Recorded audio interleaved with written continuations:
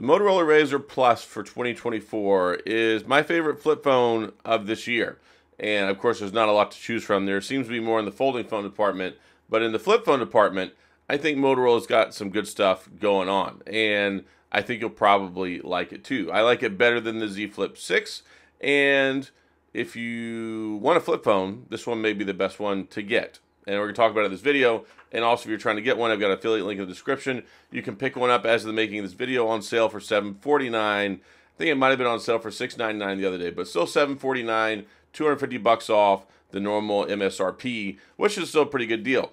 So this phone majorly upgraded over last year. And the 2023 RAZR Plus is still a very good phone. You can pick it up. They have it on sale, I think, for $4 something. And it's a good phone. I gave that one to my buddy, and he loves it. And I talked about this in the last RAZR video, because there's the RAZR and there's the RAZR Plus, which, sorry, I have both of them, both of these flip phones.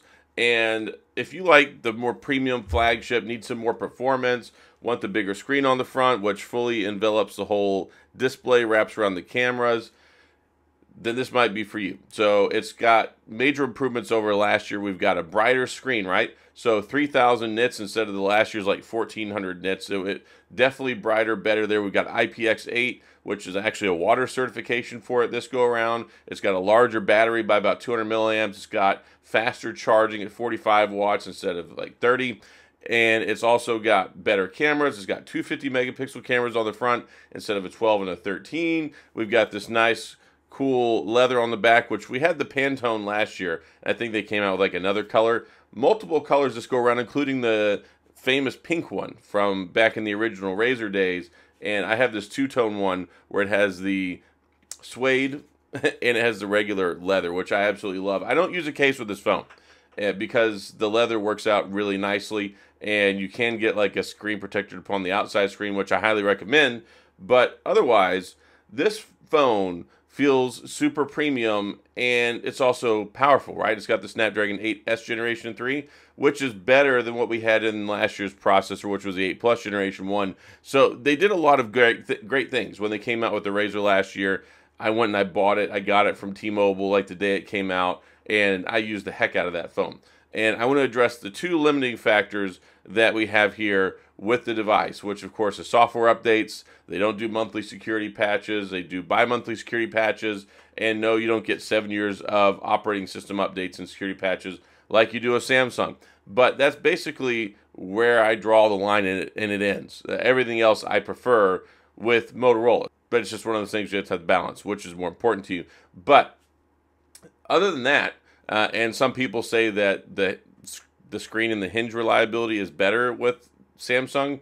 I don't necessarily buy into that, but if you have any issues in the first year, of course, you have a warranty. You have a factory manufacturer's warranty. So those are really the only two things, and they're not really concerns for me because I've used this phone extensively. I used last year's phone extensively. I even had the previous Motorola RAZR, the 5G, and I used it extensively.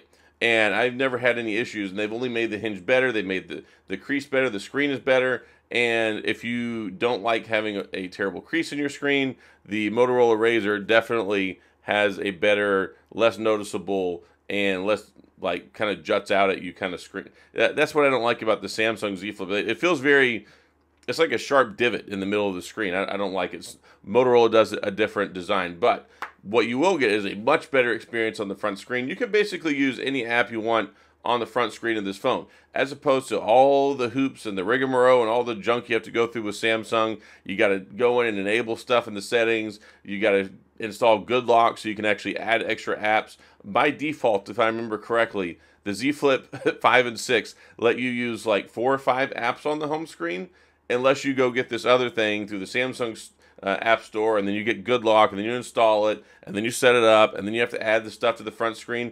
This one's so easy. Like, you just go on the front screen, very easy, and then you can add whatever you want. It's on the second page. There's a little edit button, and then you can add whatever app you want to the front screen. Heck, I mean, I can play Boom Beach right on the front of my screen, which, yes, you can do with the Samsung, but you got to go through all those extra steps.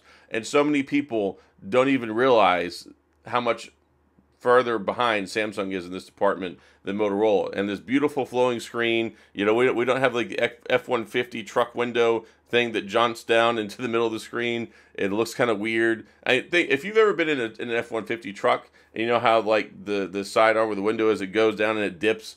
That's where I feel like they got the inspiration for the Samsung. But of course, the Samsung Galaxy Z Flip 6 is a very good phone. I'm not trying to say it's not a good phone. I'm just saying I prefer this one. I prefer the front screen experience, and everything else on it, it feels flagship. It feels premium. It feels more premium to me than the Samsung does, and I really like how the edges on it, everything's all very rounded. It's not squared. It's not boxy. It's easier. It feels more ergonomic, and overall, especially with the leather they put on the back of this, which I find holds up pretty well, I like the ergonomics and the design language on this one better. It feels like this feels like the epitome of what a flip phone for me should be. And then you get the big, bright, beautiful screen, 160 hertz refresh rate. You get the high refresh rate on the front screen.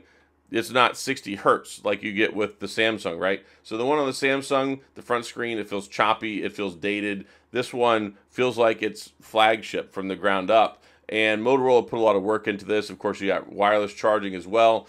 And the 4,000 milliamp battery, it'll get you through the day. I find that as long as you're not doing anything too crazy, which of course you can do gaming and stuff if you want to, but with the 8S Generation 3, 4,000 milliamp battery, I think that they've done a good job with it. And it really is. I love the screen. The screen is here, let me turn the brightness down a little bit. It makes it harder with the camera. There we go. So the screen on here, beautiful, nice, good haptic feedback. The stereo speakers are okay. They're not the best in the world, but they're still pretty good. And then you've got facial recognition, and of course you have the fingerprint scanner built into the power button. So yes, it's not in the screen. You just press the button with your thumb, unlocks it. I find that it works really well, and it's oversized too. Like, it's a little bit longer, so you can differentiate it between the volume buttons. And then, like I said, we've got upgraded cameras on the back. So on the front here, the front screen, which is the back of the phone, if you open it up, you have two 50 megapixel cameras. There's no ultra wide. They went the 2x telephoto, which helps with portrait shots. I actually prefer this. I don't really ever shoot anything ultra wide.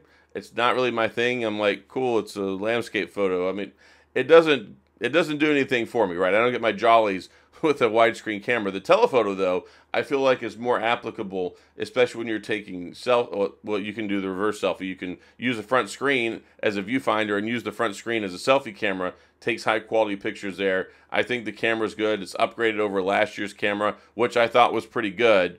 And then, you know, the selfie camera, I believe, is the same from everything I know about it. But that's one of the great things, you know, with the front screen. You can double tap on the power button and it opens up the camera, and then you can just take a selfie that way, or even video. You can record that way too. So overall, I think that there's been a lot of improvements with the RAZR Plus over last year, which I already loved last year's model. This one just sweetened the deal and made it even better. And of course, there's more new colors this year. Again, I love this two-tone color I have. It's got the regular leather, it's got the suede leather, and it looks and feels super premium, great experience, better front screen experience. And that's the thing. If you're going to get a flip phone, you want to have the best front screen experience possible, and they definitely offer that here. And I think that it looks really cool how it flows around the cameras. I think that it's a much better way to go about doing business than what they did with Samsung. And then the hinge is very flat. The hinge is flat. I mean, it opens nice and fluidly, and I think that it works well. Like, I have not had issues. They fixed all the issues over the last couple of years with that stuff. Smooth as butter, and I think that it's pretty reliable. So anyway, I'm going to go ahead and wrap this one up, but I wanted to do a follow-up on it because, of course, you know, it's been on sale the last couple of weeks, the holiday season. People are looking at phones, and yes, if you want to save some money and you want to get the RAZR 2024, you can get it for like, it's been on sale for like $499. It's a great deal. It's a great phone. If you want a nice entry into the flip phone department, I think the RAZR is the way to go. But if you want that super premium feeling one, which of course the regular one is premium feeling, but this one takes it up a notch and it gives you more power, more performance, and it takes things up a notch in the camera department, of course, a couple other areas. So that's all I got. I'm going to sign off on this one. If you have any questions, comments, gripes, concerns, complaints, all that stuff, please go to the comment section. I'll do my best to get back with you. If you enjoyed the video, please hit the like and the subscribe button and the little notification bell if you want updates when new videos come out. And as always, thanks for being here. I appreciate you watching, and I'll see you guys next time.